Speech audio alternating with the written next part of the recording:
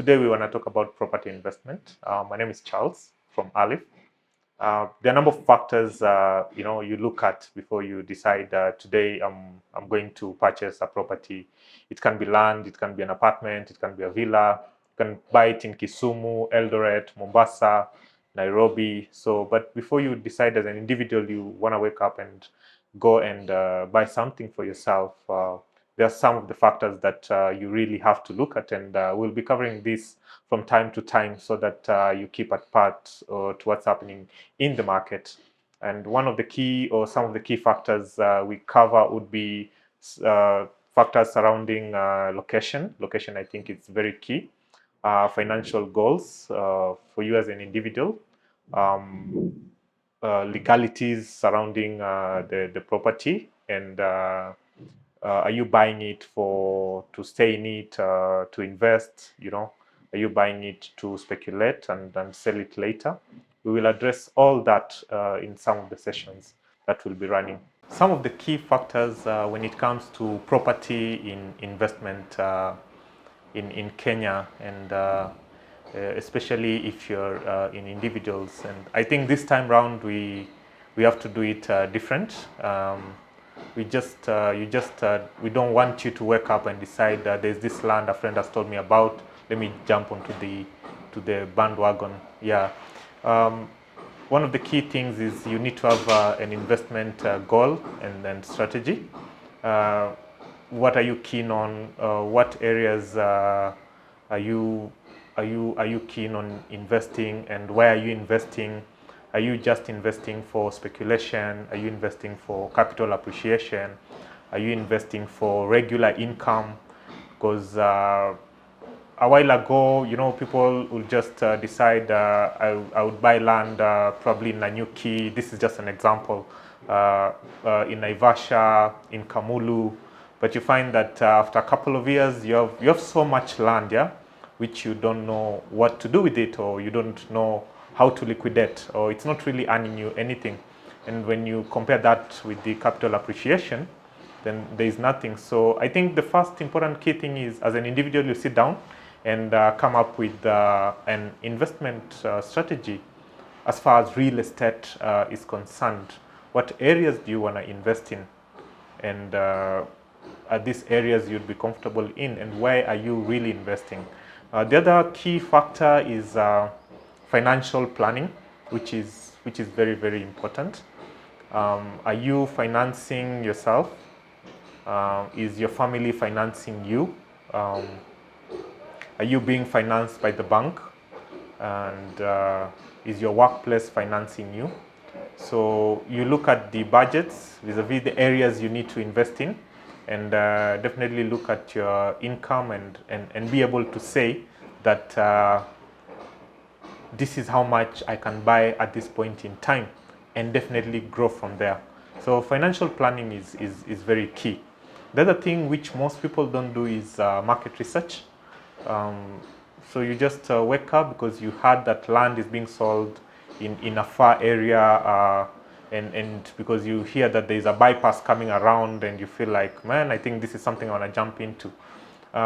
Before I think you invest, I think it's very important to do proper market research, seek advice and guidance from people who have done it before. Know which areas has population growth, which areas give good income. If you're buying for appreciation of the property, may it be an apartment, land, then I think a thorough market research is very, very key. Yeah. So the other angle we look at as far as property investment is concerned is property searching. So once you've done your market research, you've looked at your finances, and it aligns with the investment strategy, you get to the ground now. You can't just buy and you've not seen what you're buying.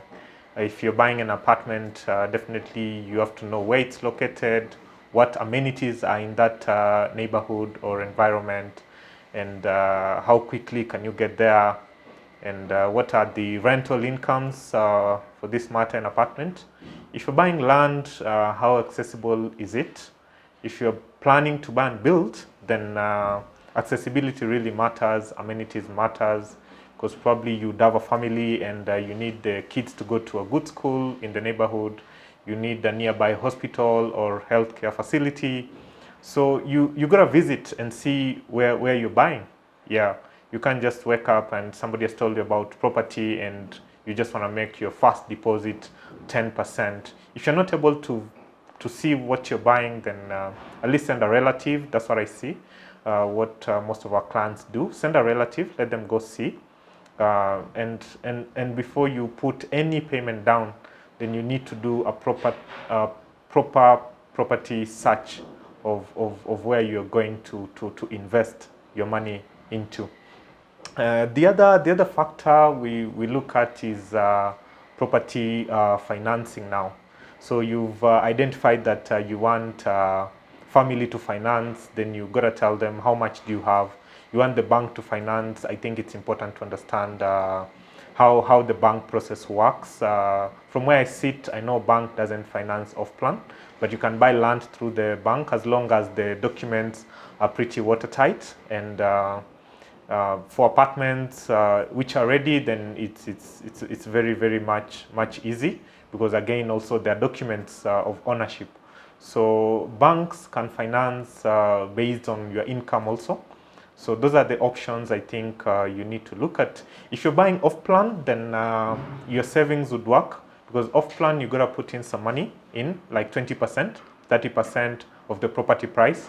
So your savings would really do the work of financing from the bank from your income, not really from the property, because in this matter is off-plan property.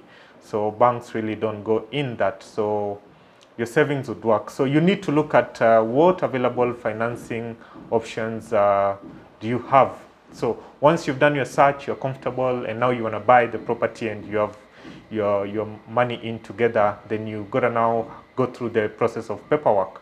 So what happens, you are comfortable with the property, you have the necessary amount of money, mostly people reserve the property. They say, I want to reserve this, and probably pay a small fee for reservation.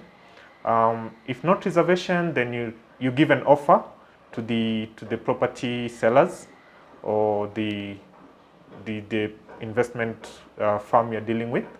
Once you give an offer, they'll give you an offer letter which has the price, payment terms, the bank details. Always remember, never pay money outside or to a personal account. Yeah, pay money to the company. So at least your paper trail is pretty much clear. Once you have all that, then you get to the sale agreement process, which would go through your advocate, which is one of the key factors we'll be talking about in the next. One of the other factors which a lot of clients try to avoid is the issue surrounding legality of documentation and all that, getting a lawyer because they feel they have to spend an extra penny. But ideally, if you're buying land worth 200,000 or 300,000, it would only make sense if you pay even 30,000, to your lawyer to just run a quick through check on who you're dealing with, on the documents. Yeah, so that's where most of the people are really beaten by some of the unscrupulous industry players who are just hell-bent on stealing from clients. So it's important that you get a lawyer in, give him the documents or give her the documents. Some of the documents you really need to get from a real estate player is a title document. If you're buying apartments, then it's a change of use, which is very key. NEMA approval if it's a building, NCA. If it's a ready project, then you just need, with the sectional title in the market, then you just need now a title document. And if the building or the apartment has not been taken through the new Land Act of sectional titles, then it's good to be informed on when they are going through it, because you'll pay an extra fee. So one of the key elements is get a lawyer in. Let a lawyer run through the documents and make sure that you are well covered just in the event.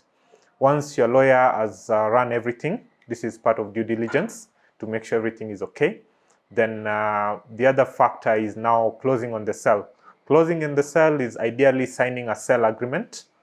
And if you're buying something ready with the title already, then it's important that you get your title document, or you are informed on when you get your title document. Yeah, so that's a key factor. The other key factor is assuming you're buying a ready apartment or an apartment in the market, then property management is very, very key. You need to know who is managing the property, how will it be managed, is there going to be a management company, who are sitting in this management company, what service charge are you paying to the property managers. This will help you understand income flows and how they'll be impacted, and also stretching towards tax, because now there's tax being charged on pretty much of rental apartment buildings. So these are some of the factors you really need to check. Yeah, my name is Charles. Yeah, catch me on the next. Thank you.